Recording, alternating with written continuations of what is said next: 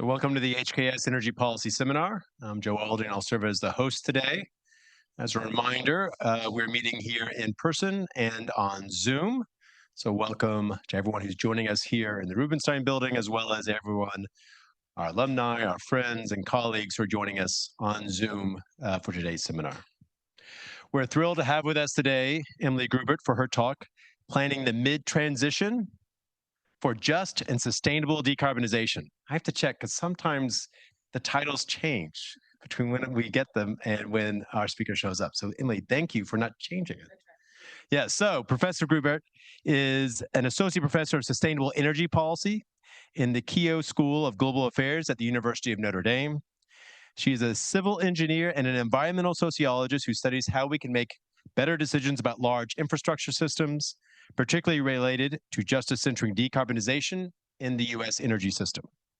She studies life cycle socio-environmental impacts associated with future policy and infrastructure, and how community and societal priorities can be better incorporated into multi-criteria policy and project decisions.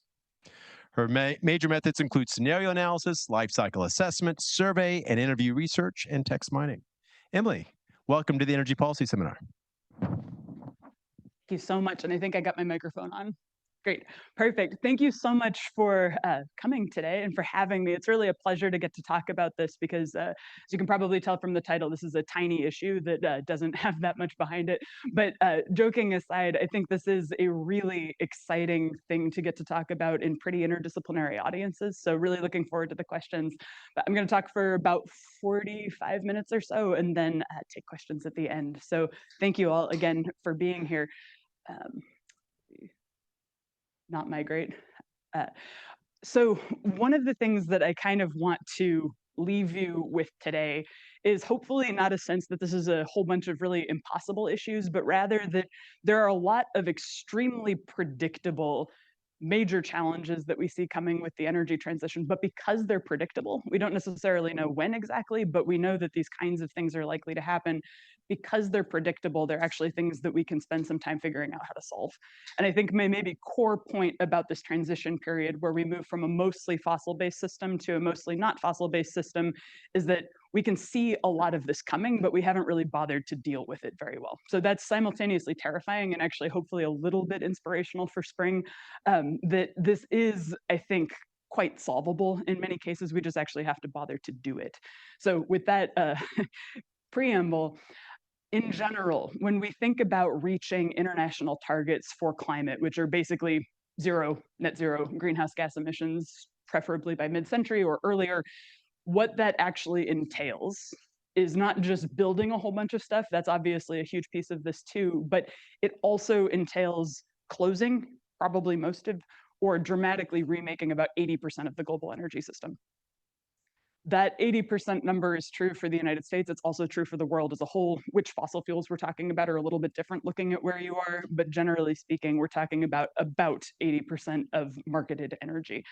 That's a huge amount of infrastructure. And I think one of the things that stands out to me as a civil engineer who works on fossil stuff a lot of the time is just these are really significant high hazard industries with billions to trillions of dollars invested in them that are providing sort of life critical safety services as we proceed and also need to be taken out of the system as fast as possible. There are a lot of reasons to do that other than just greenhouse gases, but the sort of moderating normative force right now is really around the greenhouse gas pieces, but it's a huge amount of infrastructure. So what does that actually look like? I like maps because I think it kind of helps people realize what we're actually talking about. I'm a civil engineer, so I have a hard time moving away from very physical understandings of how this works. But when you think about power plants, for example, which is not the whole energy system, obviously, but just thinking about the United States, fossil fuel fired power plants, and this data set is from 2018, so this map looks a little bit different. Some plants that are gone, some plants that are new, but basically, we're talking about this. There are a bunch of physical facilities. They exist. We know where they are. We know how old they are, we know their technologies, all that sort of thing, and there are very many of them. What this map is basically showing is gas plants in red, coal plants in blacks and browns, and then a couple of occasional little green dots that are still running on oil-derived fuels, basically. But this is the fossil fuel-fired generators that were operating as of 2018 in the US. What the colors of the counties are represents where the labor is coming from for these plants. So when we think about transition and we think about what it actually means to close these, one of the really significant questions that always comes up is, well, what happens to the workers and where is that actually a problem? The kind of gold colors are basically different levels of employment associated with the power plants themselves. The blacks are coal mining labor, and the reds are sort of generally aggregated gas labor. It's not quite the same thing with gas plants where you can say a specific mine or a specific well is fulfilling the need for a plant. So the gas is a little less specific. The coal is actually mapped. But what this map I think kind of illustrates is that we do actually have a really good idea of where a lot of this stuff is, and this is essentially the map of what you need to close. If we actually meet the goals in Executive Order 14008, which is the one that says carbon pollution free electricity sector by 2035, which is 11 years from now, and fully net zero greenhouse gases in the full economy by 2050, what that says is you need to close all of this or do something really dramatic with it in the next 11 years. When I first made this chart a couple of years ago, I was fairly convinced that if we really, really tried, that was physically possible. I think that's slipping away. I think in the context of doing policy analysis and policy research, thinking about where the boundaries actually are physical relative to institutional, political, whatever, are also pretty interesting. But we are actually starting to bump up into some physical constraints of how quickly we could do this. That does not mean we should do it more slowly, but it is maybe kind of a tricky thing to be thinking about. Okay, so that's power. That is one of the biggest sources of greenhouse gas emissions in the United States at this point. Another one is transportation, actually the single largest source of greenhouse gas emissions collectively in the United States at this point, which hasn't been true that long. So in some ways, this is a little bit of a success story on the power side. We've gone from kind of 80% fossil to about 60% fossil on the power side. For transportation, though, we're still up in the high 90s percentage-wise in terms of how dependent on petroleum specifically this sector is. So when you think about decarbonizing, this is many more individual pieces of infrastructure. This is vehicles, this is car mechanics, this is gas stations, this is all of that kind of infrastructure at the same time as you're thinking about actually moving this institutionally over to being served by a very different energy system. So if you electrify most transportation, you're moving from a basically privatized setting to a fairly tightly regulated one by moving over to electricity, which I think is also kind of an interesting thing as we start to think about institutions and policy movements here. But point being is you have many, many individual pieces of infrastructure that actually need to transition here. On the other hand, these don't last as long. So a steam power plant tends to live about 50 years. That's actually a remarkably stable number. Gas plants tend to live about 30 years. Cars are, 10 to 20 to mumble. I guess I've had a couple of cars that I probably kept too long. I'm sure some of you have as well. But this is a faster turnover system, but one that has many, many more pieces of infrastructure. It's also one where the opportunity future that the transportation sector is actually facing when you think about transition actually looks quite a bit more open than it does with something like power, where power plants, you're still probably moving to something where you have power plants plus a bunch of transmission, that sort of thing. With transportation, are you doing private vehicle to private vehicle, but now they're electric? Or are you talking about densifying cities, adding in train transportation, those kinds of things? So there's a little bit more of a solution space here, but nonetheless, something that is quite tricky and actually is very much associated with providing people pretty critical services. That's the second big bump. The last one, not the last one, but the other really big piece of this when we think about transitioning over fossil-based infrastructure to non-fossil-based infrastructure is heating.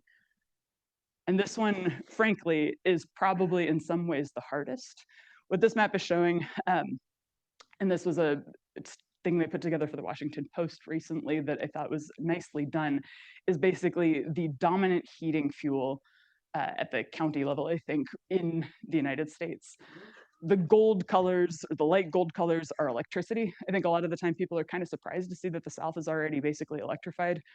That doesn't mean we're done there. That's mostly resistance heating. So extremely expensive, massive energy burden problems, so huge justice issues with a lot of that. The sort of browner golds are wood, interestingly, which actually does show up in more places than you might expect. But then the part that I think is most interesting to look at here is the sort of purples and reds, which are the direct use of fossil fuels in heating. One thing that probably immediately stands out to people is that the cold places are the ones that are using fossil fuels directly. That's not universally true. So, like Atlanta, sort of interesting story there. It's a richer place, has more networked infrastructure, so gas is actually kind of fancy in that situation. But most places that have really, really high heating demand are using fossil fuels directly, largely because historically that's been a cheaper way to do it. But it's also something where the energy density of the kinds of flows you can actually process is a lot higher. So when we think about transition from just a pure infrastructure perspective, we're talking about a lot of furnaces, gas pipelines, all that sort of thing, from sort of a justice and how do you make sure that you don't kill people perspective. This is also a really, really significant capacity planning problem. So as you move these very, very cold places to using electricity, you are creating a lot of coincident peak load. So demand response doesn't help you very much there. And you are creating the kinds of loads that if they go unserved, people will die.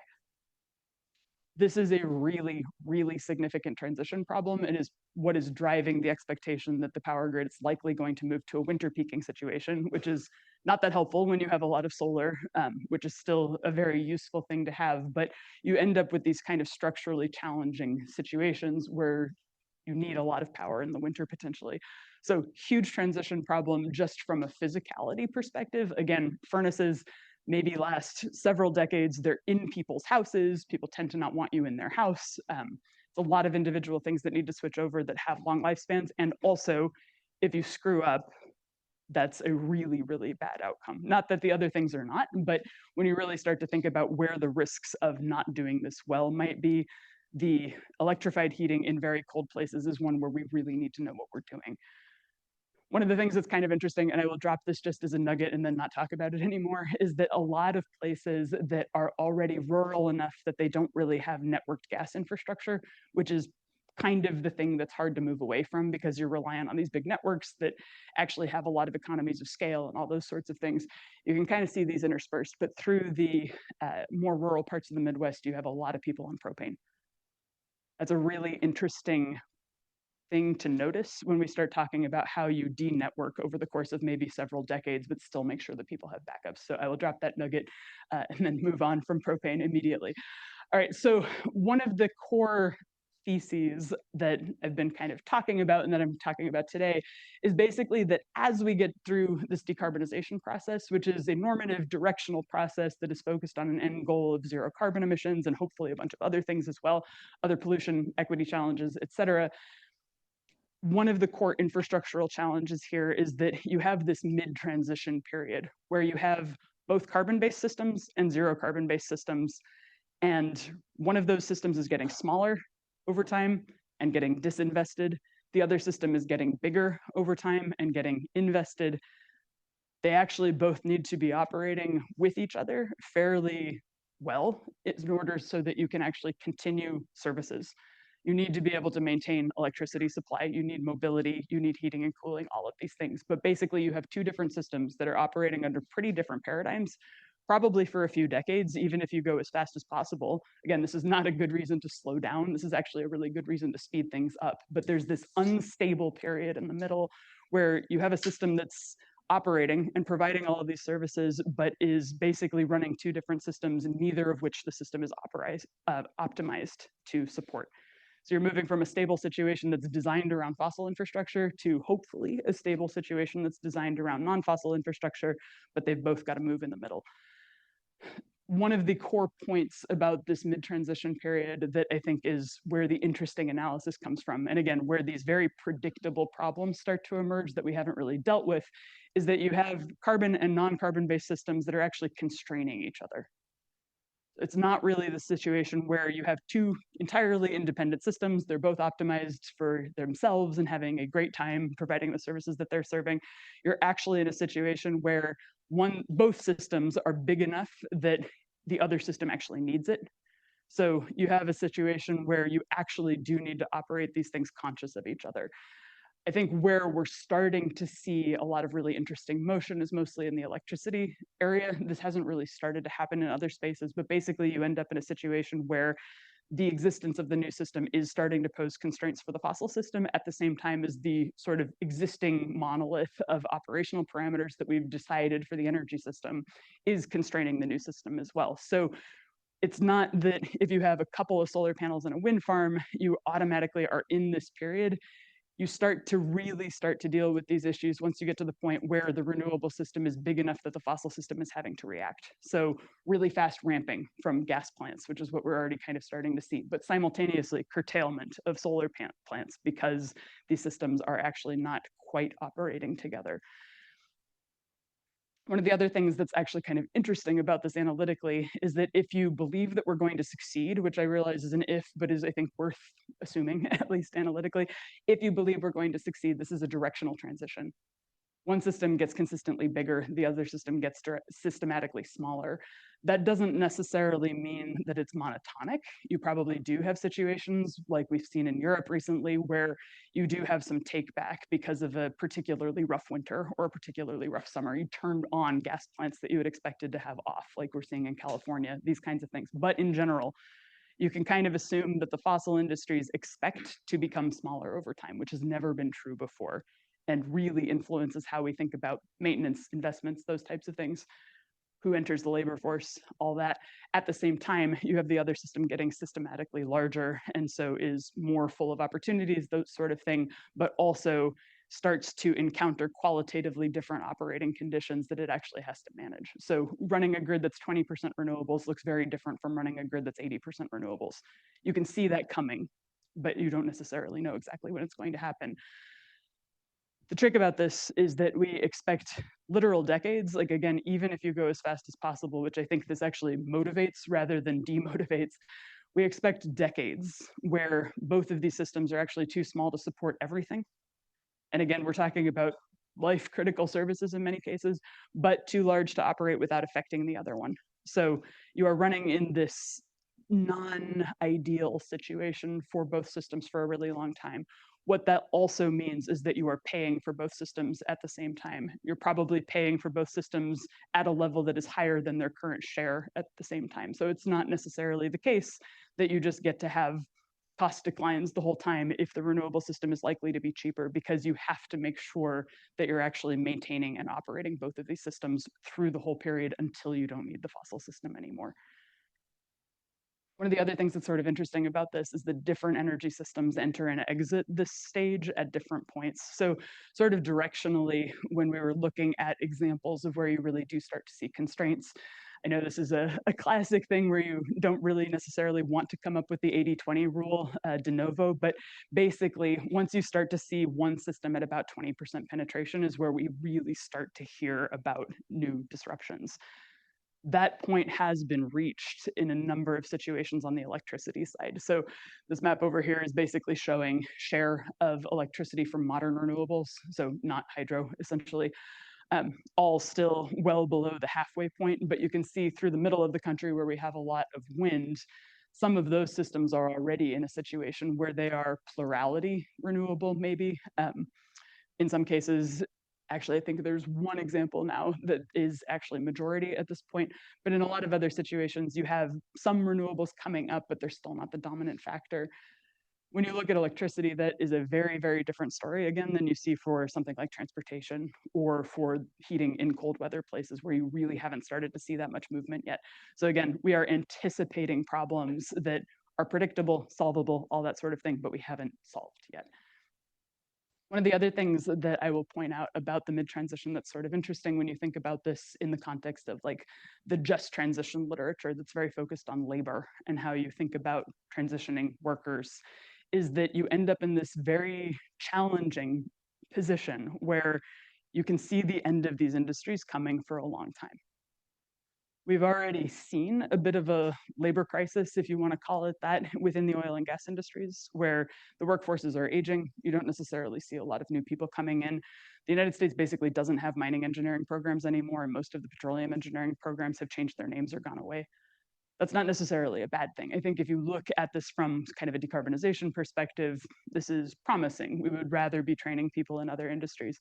At the same time, you actually need someone who knows what they're doing to operate these systems until the very last day they're online. These are systems that catch fire, they explode, they are in lines that go underneath people's houses.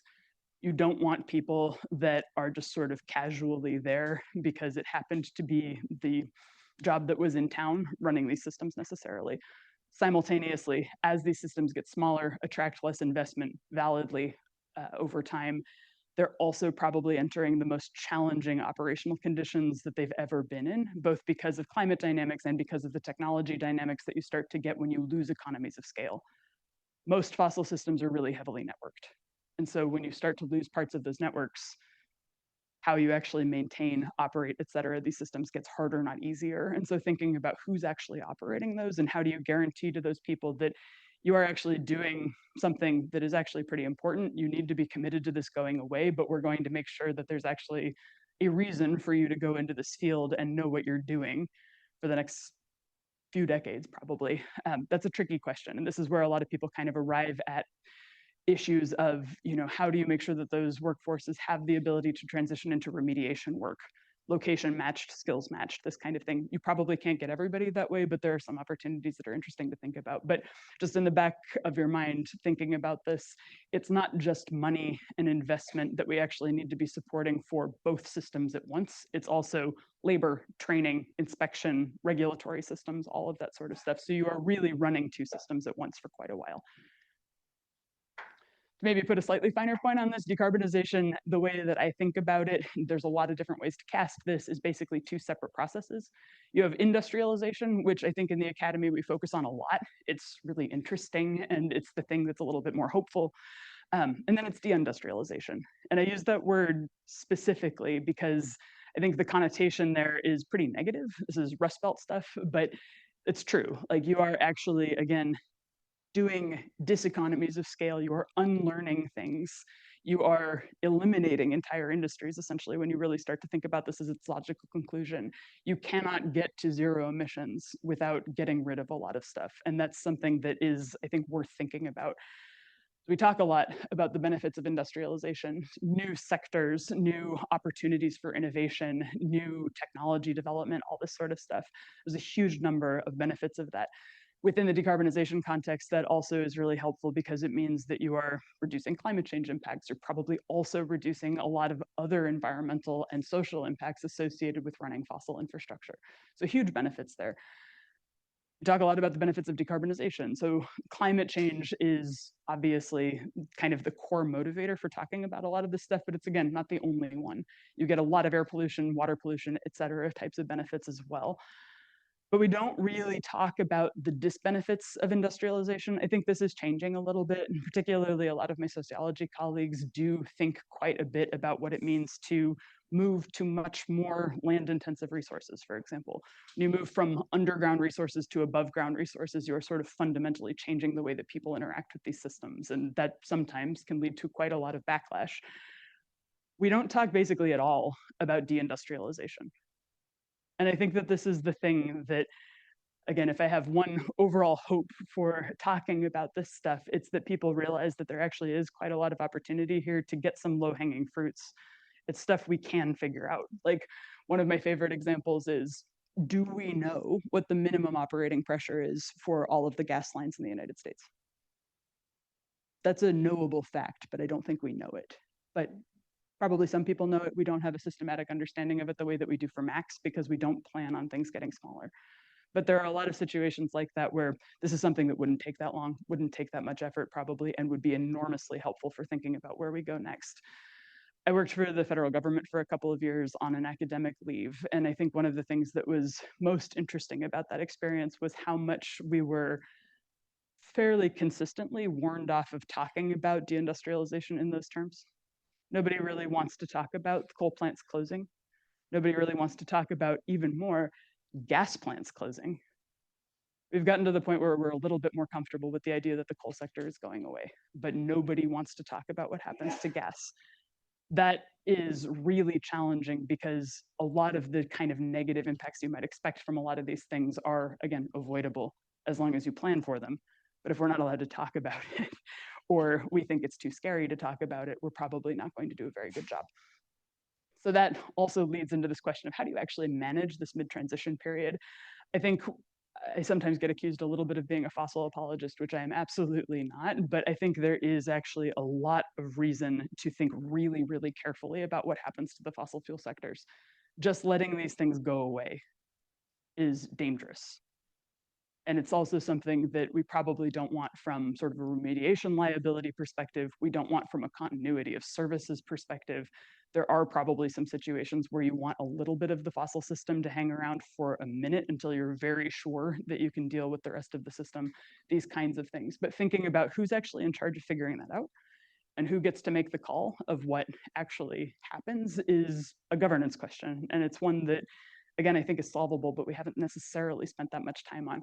I will also preview maybe for Q&A, or if you want to catch me later, I've been thinking a lot about what public ownership looks like in the context of managed transition and managed decline specifically, whether that's something that we actually might want to think about in these contexts. But there are a lot of situations where without some sort of authority talking about planning in a fairly centralized way, you probably lose a lot of services in an unexpected way. So one of my other favorite examples is gas stations are mostly private, they're mostly retailers, and they're mostly convenience stores, actually. If you get to the point where you have a high enough penetration of non-gas mobility, it's not actually that unexpected that you might see all of the gas stations in a particular region starting to close at the same time, if they all become unprofitable within a couple of years of each other, something like that. And we don't currently have a regulatory setup that means that somebody can mandate that some of them stay open and that some of them in particular places stay open so that you have enough distance. This is basically the EV problem in reverse. If anybody is an EV person, you probably know it's a huge pain in the ass to find chargers. They don't work, they're not in the right place, you can get stranded. We put up with it because we're excited about EVs, and most people that have started in that system are early adopters. When you are the last guy driving an ICE car, that excitement is not there. That interest in being an early adopter and putting up with some of the stuff is not there. And also probably you are poorer. Also probably you have less ability to switch to something like this. And by that point, depending on where we are with climate change, also potentially you are very visibly a polluter in a place that's not doing that anymore. And so some of the cultural backlash maybe starts to get kind of interesting. These are the kinds of issues, again, that are fairly predictable, but we haven't really thought about very much. So all that together, thinking about this, how do you actually facilitate a transition that involves fossil phase out and is just, not just to the people that are affected by fossil fuels, affected by climate change, but is also just and fair to a lot of the people that are hosting this infrastructure as it goes away? And yeah, the punchline is basically, I think you need some central planning here. All right, so I live in the Rust Belt, and there are a lot of very interesting things that we can look at from the history of deindustrialization in the United States, in other places, that really tell us what happens if we don't plan ahead. So this is actually a Pennsylvania example. This is an iron mill, not a steel mill. They corrected us on that one pretty heavily, but this is a decommissioned one and basically is now open as a museum to let you go in and see what it was like back when the mills were really running. What's wild is that where I live in Indiana, a lot of the big steel mills, most, like not most, I think, but I think a plurality of primary steel production in the United States is still within maybe 100 miles of me. A lot of those plants look exactly the same because they're the same vintage. It just happens to be that the 1910 facility in Indiana didn't go out of business and the one in Pennsylvania did, but they're the same facilities essentially. We know what happened when the steel industry collapsed. There are still massive political ramifications. There are voting blocks around this. We have terms to talk about what that actually looks like, and that was a small industry compared to energy. What's really interesting, and I think has been one of the more fun reading adventures for me for the last couple of years, is looking at contemporaneous accounts of what people wanted to happen at the time that all of this was going on. Really different situation in a lot of ways. So the steel industry collapsed, not really for directional sustainability reasons. You can make a lot of arguments about overenthusiasm, about oil, trade, international globalization, all these kinds of things. But it wasn't as much of a policy decision that was driving steel out. Nonetheless, a lot of the things that we saw coming out of those communities are actually not that different from what we're starting to see out of some fossil host communities, which are often give us some heads up. There were a lot of calls, and this is, I think, actually, this and some coal stuff is sort of the origination of the WARN Act and a couple of other things like that, where you actually do have to notify people if you're going to go out of business suddenly. um, 90 days, I think. But a lot of the time you saw mill workers basically saying, even if you'd given us 3 months of heads up, that would have been helpful. A couple of years would have been better. But being able to actually say, maybe I am not going to commit to this brand new addition on my house in this place if I know that my industry is going out, or I'm maybe going to think about whether I have options to move somewhere else or skill up while I'm still waiting for this industry to go out. Having a couple of years of head time can actually solve a lot of problems. One of the really beautiful things about the decarbonization transition, particularly in the electricity sector, is that if you think about having deadlines for plant closures, that means that you actually might have the ability to tell people years in advance what's happening. We have seen a couple of examples of that where plants have advance notice of when they're going to close. Those tend to be a bit easier for people to manage when they know that it's coming. One of the challenges, again, in a situation where you actually need this infrastructure to keep running, is that you also really don't want everybody just to quit and leave, even though that might be the best thing for them to do within their existing institutional structures. So you need to think about a way to make sure that the plants are still running until they're ready to turn off. But having advance notice that something is going to happen has been really helpful in a few situations. We've also seen, with steel in particular, a lot of calls for, in this particular case, sort of interesting, a lot of the mill workers were essentially like, sell the infrastructure to us. Again, different situation because it wasn't a situation where we were actually trying to eliminate some of these processes. People were not necessarily trying to get rid of primary steel production in the United States, but a lot of calls for, let's turn these into co-ops and try to run them differently, or give us some advance notice. These are things that we hear a lot in the energy sector too. I get asked a lot, like, are there really good examples of when we phase something out intentionally? The tragic answer is no. I think the best answer that people kind of come up with is oftentimes the base realignment and closure process that is associated with closing old military infrastructure. Really, really interesting thing about that is that that is a completely federally controlled process. It's not perfect, but people do tend to point that one out as a bit of a better example than some of the other things that we've done. So steel is a good example of this going badly, but with a lot of lessons we can learn. Coal is another really good example of where this has gone badly, but potentially with a lot of lessons we can learn. I think this is an interesting point too when we think about transitions, is the coal industry has actually basically already kind of committed to a bad, unjust, and extremely disruptive condition. Coal production in the United States is off by about 50% from what it was 10 years ago or so, and that has led to really, really significant disruption in a lot of places. Um, and yeah, essentially unmanaged, unplanned, not directional, not really driven by sustainability issues either. A lot of this is mechanization and competition with gas, but the lesson there is a pretty important one. So on that point, here's a couple of coal examples. When you have these unplanned transitions, you actually do end up with pretty dangerous situations in a number of different metrics. So how do you actually smooth shocks? This is a picture from a coal mine in Kentucky from a few years ago, I think right before the pandemic. But basically the only example that I've ever come across where the company actually not only just sort of fired everyone one morning, but actually started to claw back wages they'd already paid through people's direct deposits, which is wild and extremely brash. And also nobody who works on coal was super surprised that that happened.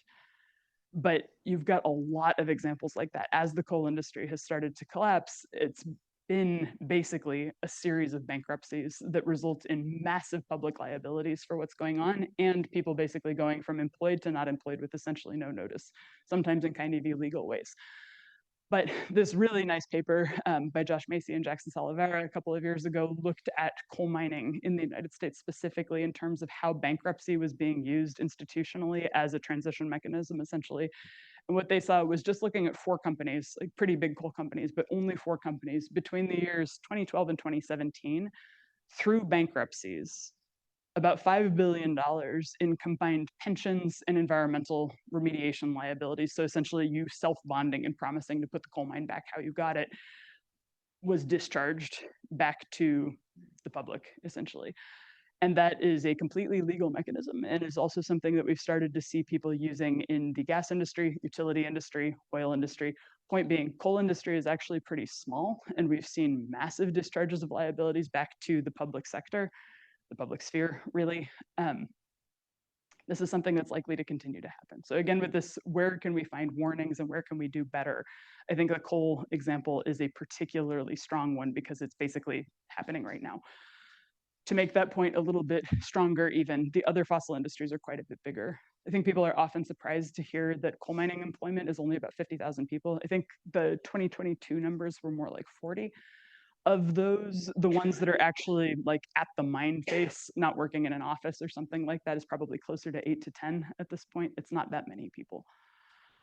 Oil and gas extraction is closer to 140, and that varies a little bit too, particularly dependent on gas prices. Fossil generation, so power plant workers, is around 90,000, and then petroleum and coal product manufacturing, which is largely refining, is about another 100. So much bigger than coal. But also, I think the other point that I like to make with these numbers is this isn't that many people.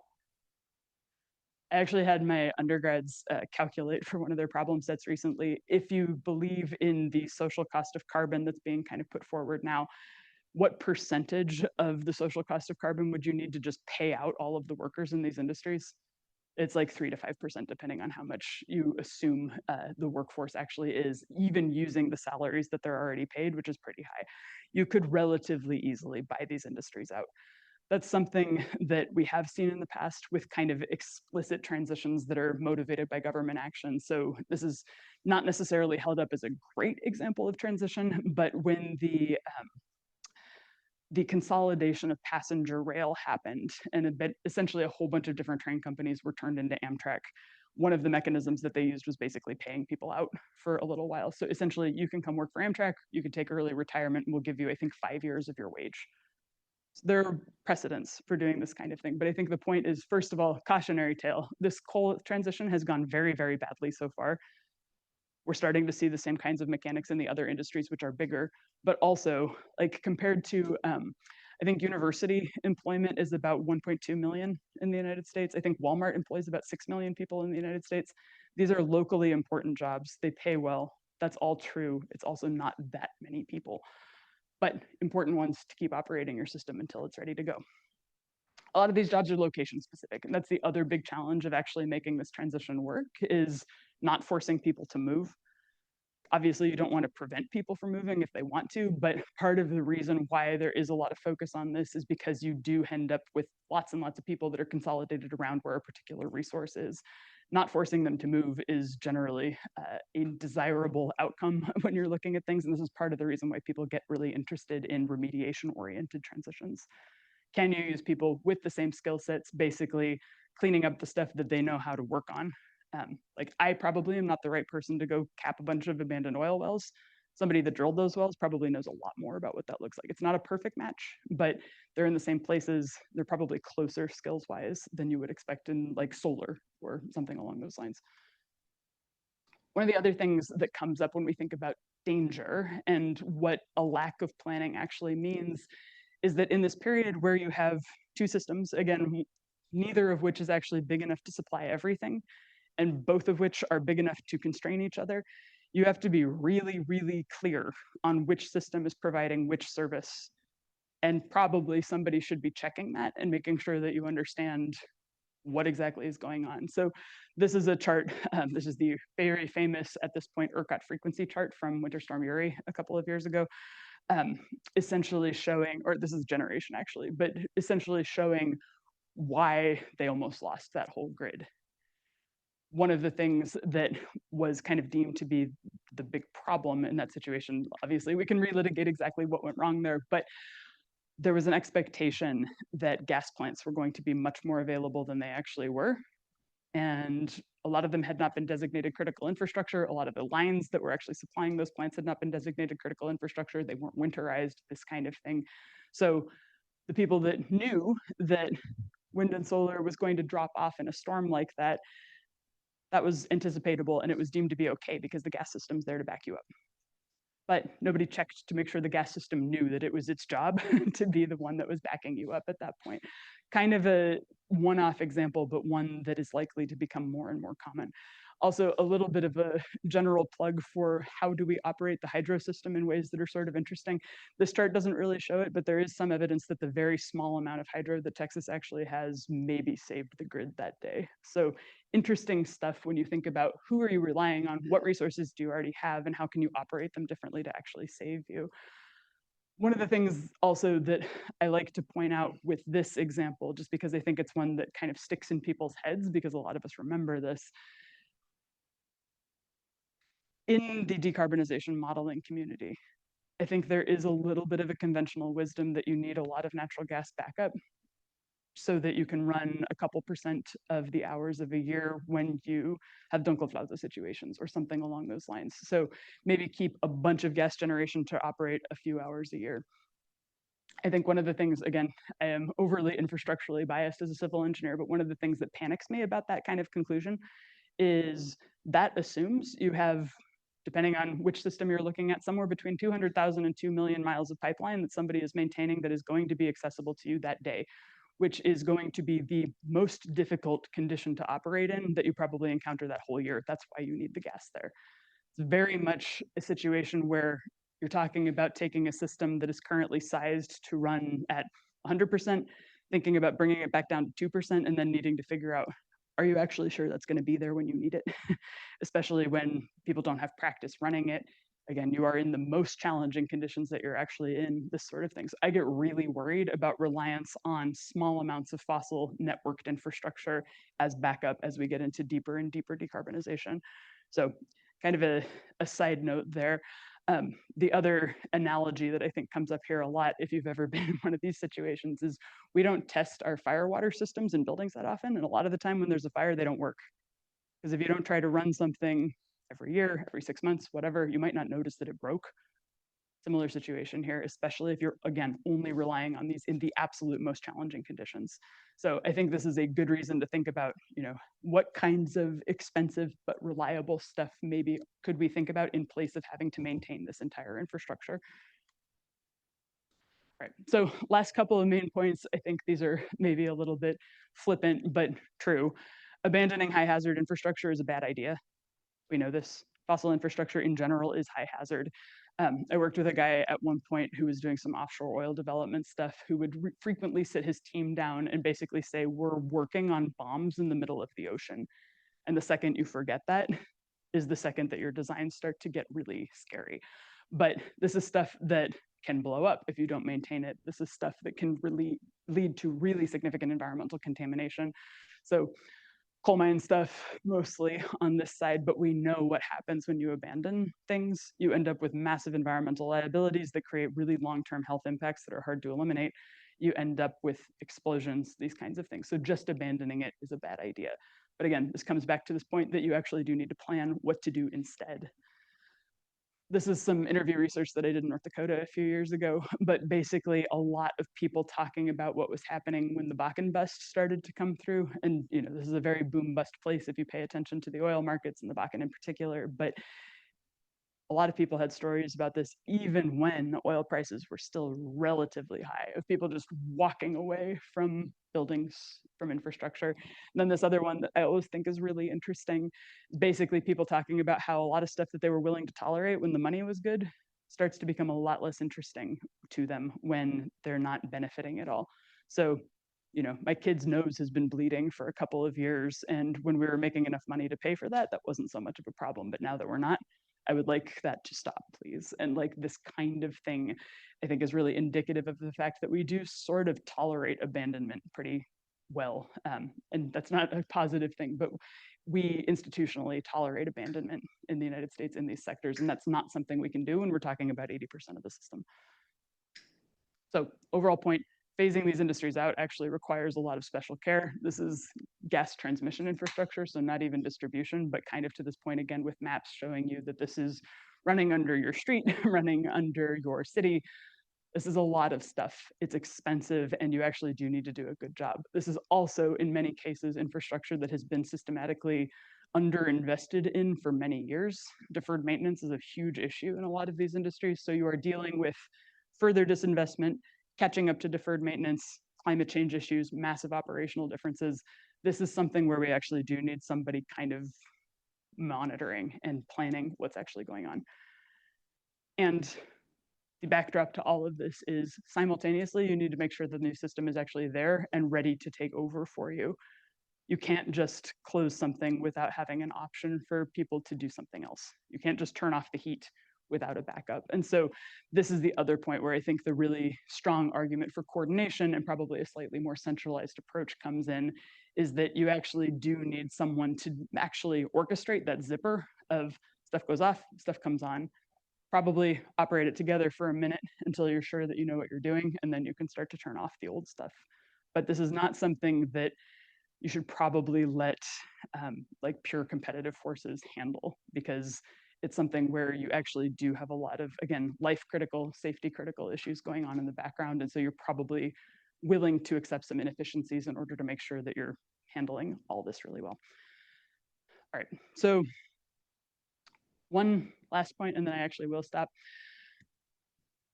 The final point that I think is actually a really important one as we think about what the challenges ahead of us actually are, is how much stuff we need to build. I've talked mostly today about how much stuff we need to dismantle, but this is also a question of how much stuff we need to build. This is basically the range of estimates for installed capacity within the United States that came out of the EMF 37 study of getting to net zero in the United States by 2050. We're not just talking about taking, the existing fossil electricity system and replacing all of those power plants with renewables. We're moving from something that looks like about a terawatt of capacity up to something that looks like more like 5 to 8 terawatts of capacity. That total system might actually be smaller from a total primary energy perspective at the end, because this is also incorporating all of that heat, all of that transportation stuff. You're just moving a lot more of it into electricity. But nonetheless, this is a really big system. And so as we think again about coordination and planning, actually figuring out how you're going to get there from an infrastructural perspective is not easy, probably doable, but something that we need to figure out pretty quickly. So let me stop there and take questions. And thank you again for having me today.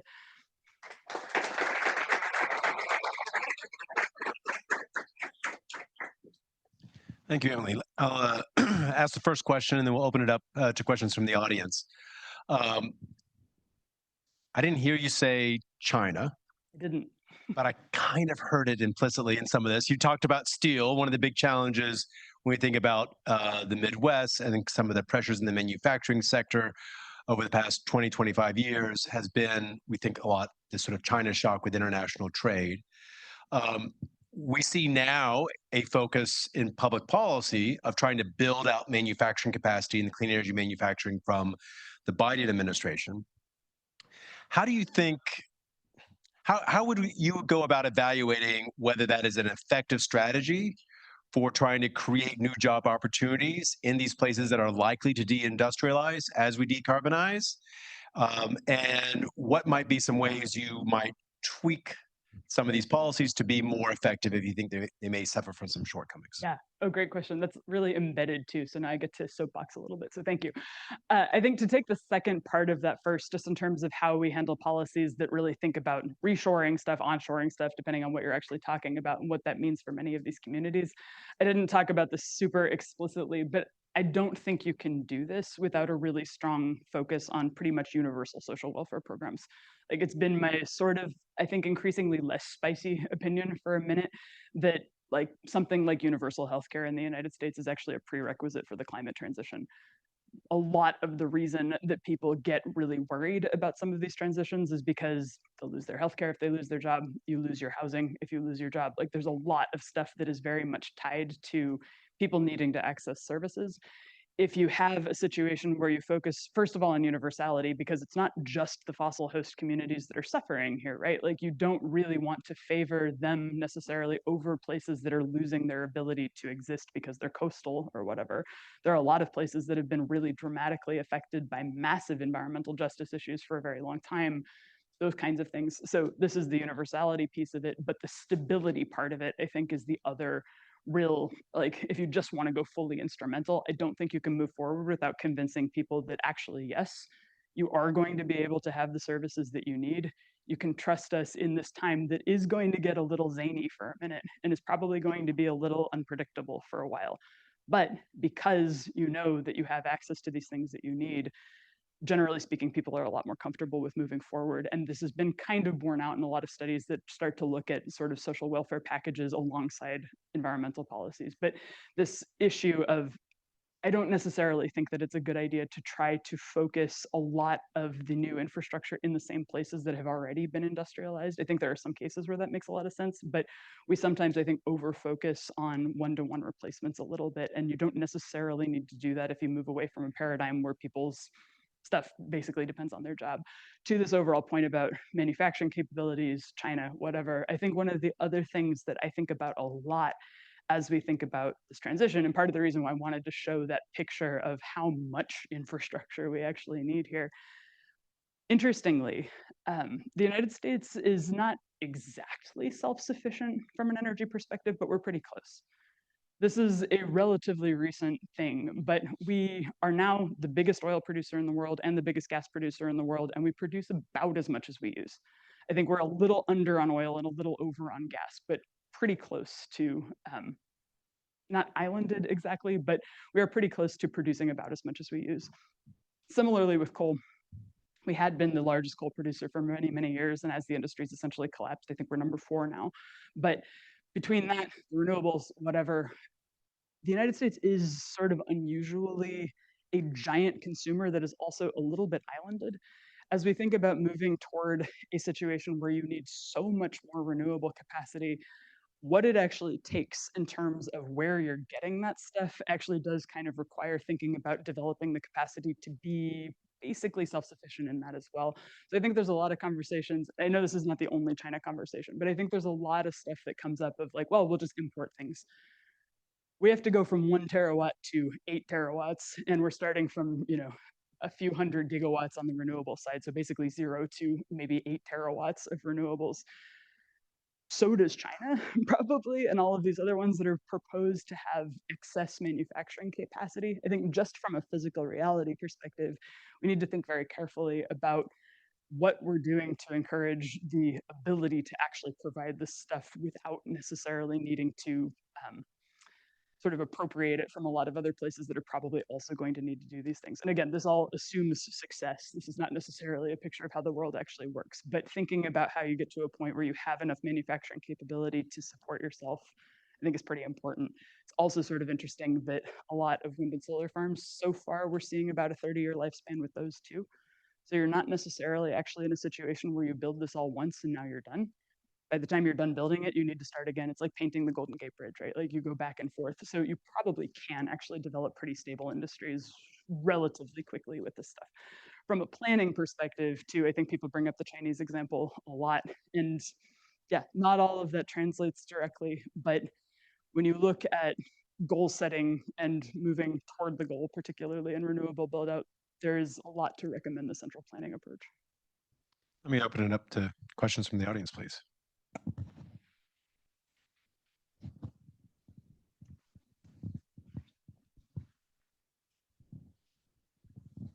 Hi, thanks so much for your talk. This was so informative, and exactly what I had hoped would happen in a just transition talk, of which I've been to many, and this is certainly the most satisfying one. I'm curious, there are a lot of themes coming through here on centralization and central planning, and that kind of got even more explicit in the answer to this last question. And I'm wondering about kind of the political implications or the forecasts for that, looking at Congress.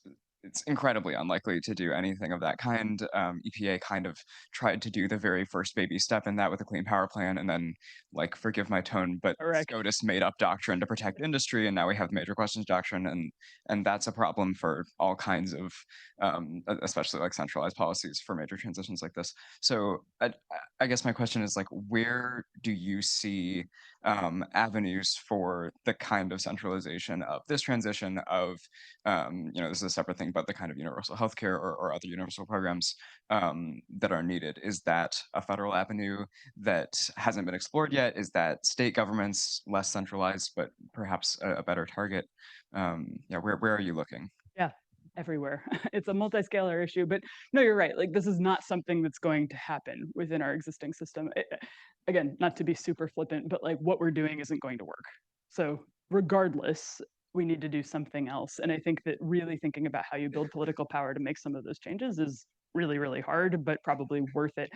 I also will say, like, I think there are other ways to do this than necessarily federalizing everything, but I think it's a worthwhile thing to look at a little bit with many of these, at least in terms of coordination, if not ownership. But to get a little bit more specific, some of the stuff that I don't have final answers on yet, because we're just starting some of these projects, is really looking at some of the regulatory frameworks that you see at a bunch of different scales for what coordination actually looks like, where you have regulatory authority to do that. One of the really kind of helpful things about this transition is that I think I kind of offhandedly mentioned this, but we're moving from a system that is sort of somewhat electricity focused to one that is extremely electricity focused. And electricity is the thing within the energy system where we really have recognized the need for more central coordination for a long time. So you're moving into a situation where you have a lot more regulatory power than you maybe do with like transportation fuels right now, for example. And so looking at examples of what are utilities allowed to do? What are IRPs required to do? What do you see from like the ISOs and other regional planning organizations? And where can you leverage some of those existing structures to really start to get into planning, even if they're not currently using those powers, I think is part of where we're starting, but also looking at, again, different modes of ownership. So like my power utility is a muni. That's not federal, obviously, but you can get to the point of really coordinating a lot of this stuff a lot more closely, even if you're only looking at a city scale or something along those lines. But yeah, it's an interesting question. And I think one of the things that we've really been trying to quantify to some extent is if you don't have some sort of more centralized planning mechanism, how much of the costs of the churn are going to end up socialized anyway. And so where are there actually some opportunities where a more central approach is probably going to move you both faster and more financially efficiently, things like this. So yeah, jury's out a little bit, but there's a lot of regulatory authority that's not being used. To keep my soapbox for just 1 second, I think one of the more interesting stories that I've heard recently was something that Alison Gocke at Virginia Tech turned up recently, which is that I think New York Public Utility Commission actually still has the authority that they used in the 50s to transition over pretty much everybody from town gas to natural gas, which essentially meant that some utility worker went door to door, changed out everybody's stoves, and that was something that got done over the course of a couple of years. And you just like got a note that somebody was going to come transition your fuel type, and then you go. And people were pretty much fine with it, like different political situation, obviously, but that authority actually still exists on the books. And so things like that are sort of interesting places to start.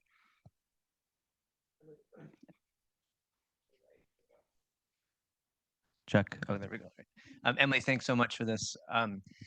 Dustin Tingley from the government department. I wonder to get your thoughts on, the sort of centralization feasibility thing as a political scientist makes me a little nervous in terms of feasibility to actually get there. And so I wonder your thoughts on sort of more blended approaches at the firm level, right? And so, some of our big sort of fossil fuel companies, oil and gas, are all into hydrogen now. I think that's kind of the physics of that, shall we say, for things like pipelines seem a little bit daunting. I lost a lot of the beginning of this year to hydrogen. So. Yeah, but at least it's an example of where you can internalize the coordination dynamics within a firm to be providing a blended types of energy, right? And so it's on the firm to be supplying, joules, and who cares, like the exact blend can be increasingly renewable or something over time. The hydrogen case doesn't seem, I don't know, at least my reading is a little bit challenging. You've heard a lot about those firms being interested in geothermal just because of maybe some expertise, but that seems to be more of like a expertise in capital deployment setting rather than like an integrated supply of energy approach. And so are you seeing any models where we could achieve some of what you're talking about, but at more of a firm level rather than a sort of a, top-down centralized type perspective? Yeah.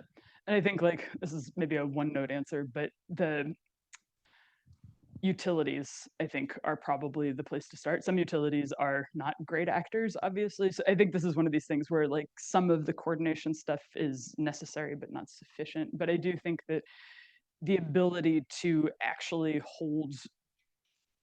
hold firms to some specific performance targets is something that we have established in the utility industry. And just coincidentally, we happen to be luckily moving towards some place where we can leverage that a little bit harder. Yeah, like one of the first things that I ever wrote as a grad student was basically like, we should probably run refineries like transportation fuel utilities, because as it is, we're never going to see motion. And like, I still kind of think that actually. But the fact that we've decided, or not decided, we're sort of moving toward electrification, maybe just handles that on your own anyway. I think there are some firms that are integratable into a lot of this and others that probably aren't, just for a lot of social trust reasons and those kinds of things. But yeah, agree, like finding hybrid sort of, something that's actually going to get you there that doesn't necessarily depend on doing the hardest things institutionally is probably helpful. And I do think that like the private companies who happen to be under these sorts of structures where they're used to actually having to have a provider of last resort obligation or something like that, it's a really helpful starting point. But yeah, probably not enough. Agreed. Hi, David Su from MIT, and I have actually the exact same question that Dustin has, but I would argue that we already have an institutional model for providing integrated energy services like gas and electric utilities. But from your perspective, I'm curious if you know of any examples of a gas and electricity utility that has actually embraced phasing out gas entirely, because I've tried my darndest to find one, and I have failed so far. Embraced is I agree with you. I don't think I have one that's embraced it. That said, a couple of the Californian utilities that are integrated gas and electric are less resistant to it. PG&E is a very strange example for anything, but when you look at the way that PG&E is reacting to some of this versus the sort of unholy dyad of SoCal Edison and SoCal Gas, basically, you've got a really different dynamic in terms of how much they're struggling to maintain. I think PG&E has been a lot less resistant to some of the more municipally focused things about trying to electrify. Also, they're a very strange one, because I think before the fires, PG&E was actually a little bit more, they saw their gas business as the liability. And after the fires, they see their electric business as the liability, which is not that helpful in this situation. But like after like the San Bruno explosion, they were sort of actively kind of like, well, maybe we don't want to be as associated with gas. But then all of a sudden it was like, well, you're going to go massively bankrupt constantly because of all of these electricity system fires. I think, again, if they had not had as much deferred maintenance, you might have at least seen a little bit more of an institutional structure that was at least willing to think about this, maybe if not embrace it. But I agree, like they're very resistant, but I think the combined ones are better targets at this point than the ones where your entire business just goes away if you get rid of gas. Exactly. Yeah, the transition is being done for us here. Hi, Professor Grubert. Great talk. I was curious how you think about the change in this mid-transition period for universities who are training engineers to come into the workforce. As a chemical engineer myself, I have been trained to use distillation towers, how they work, and I don't see them being used in the future. But I do understand the importance of having trained chemical engineers who can work those distillation towers. So how do you think the education system needs to handle this mid-transition? Yeah, no, that's a great question. And I think it is one of the harder ones because yeah, it's not super inspiring to talk to a whole bunch of people that are just starting their careers and be like, would you like to join this thing that's going to go away in 10 years? But nonetheless, I think that there is here again, a bit of a call to having a bit of a vision that you can explain to people, because we're not there yet. And I don't think that any lofty idea about how you could do this would actually work at this point. But if you get to the point where people actually believe you when you say, this is where we're going, this is how we're going to get there, and this is why we need you to be doing this thing, which is critically important for a short period of time, and we promise you're going to be okay at the end of it. I think you need that before anything else can happen. But yeah, I don't know. I'm really, I find my reaction to seeing some of these programs go away very interesting. I took a nuclear engineering class at Texas way back in the day, and there were 4 of us in the class. And the professor basically, it was a winter class. This is a theme for me, I guess, but basically stood up at the very beginning and was like, I am here, and me and my like 3 colleagues who are teaching nuclear fuel cycles now are here so that people don't forget how to do this. There's no growth here. We're not really going to see much activity. You guys should be advised about that when you think about your careers, but someone needs to remember how to do this. That was not the most inspiring way to put it, but like, I think there are some examples of that where there are these repositories of knowledge that if you can create kind of a cultural expectation of why these are so necessary, people can actually find them somewhat ennobling. Maybe this is getting like way too philosophical, but yeah, I think we need people to know how to use distillation towers for sure.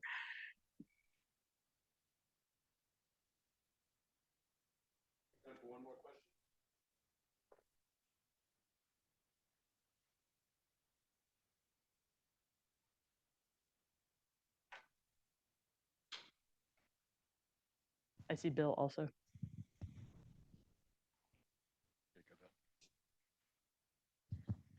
So equity concerns were there running through your venture.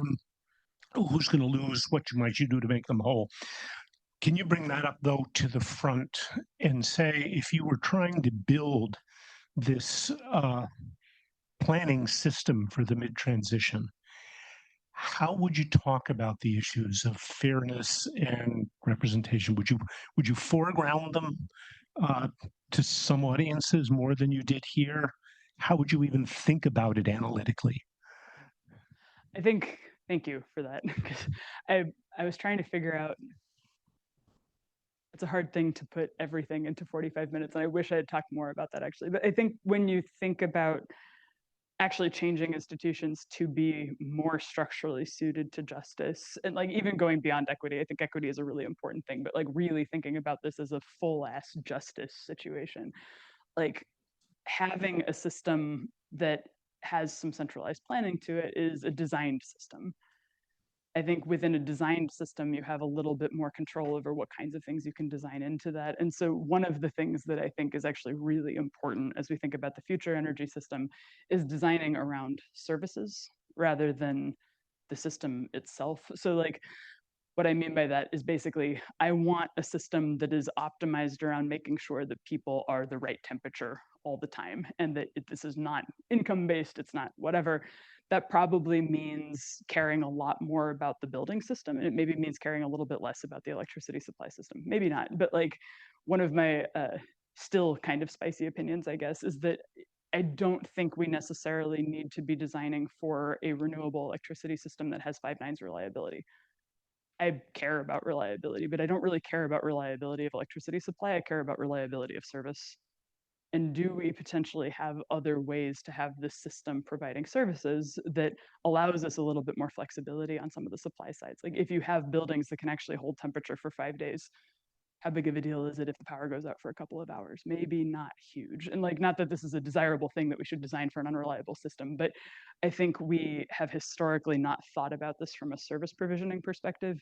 So similarly, in thinking about, I kind of touched on this, but should have probably talked more about it. But when we think about what are you actually trying to do in defossilizing transportation and defossilizing heating in particular, it's not about a one-to-one replacement, and thinking about where there are modeling opportunities to actually show, maybe focusing as much effort and money on densification as you do on one-to-one EV swaps or something like that actually provides you better service mobility, or mobility services that is more universal, more accessible, and more stable.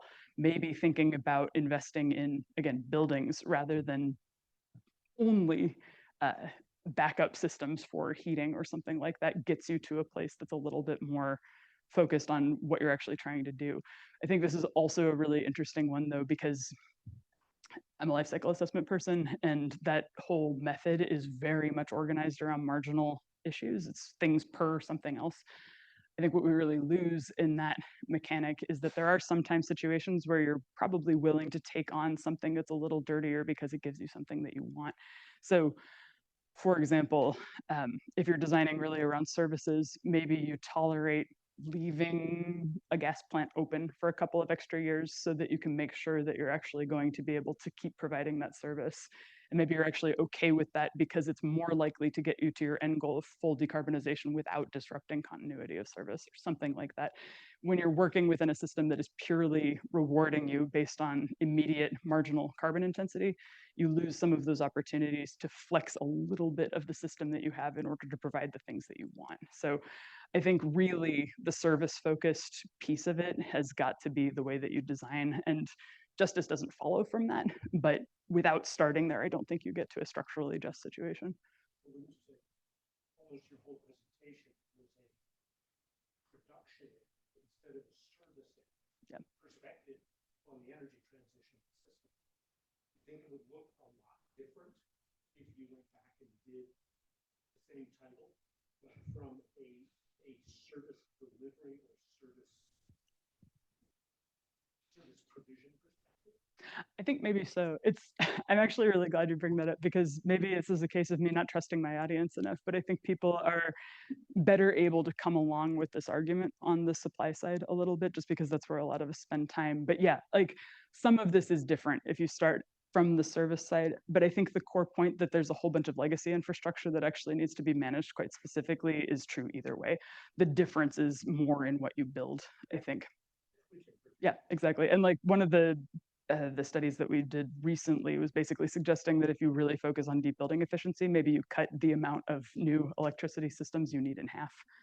That's a huge deal. It doesn't really change the fact that you need to decommission the natural gas system, but it does really make a difference if you're looking at, I mean, even 5 terawatts versus 8 terawatts, massively different systems. So I think it would look a little different, but I wanted to focus on the fossil piece because I think people don't talk about it enough. So before we wrap up, let me know we'll meet again at noon on Monday, April 8th. We'll host Todd Stern, former special envoy on climate change, for a fireside chat on his reflections on global climate change policy. And finally, please join me in thanking Professor Grubert for our talk today. It was great. Thank you.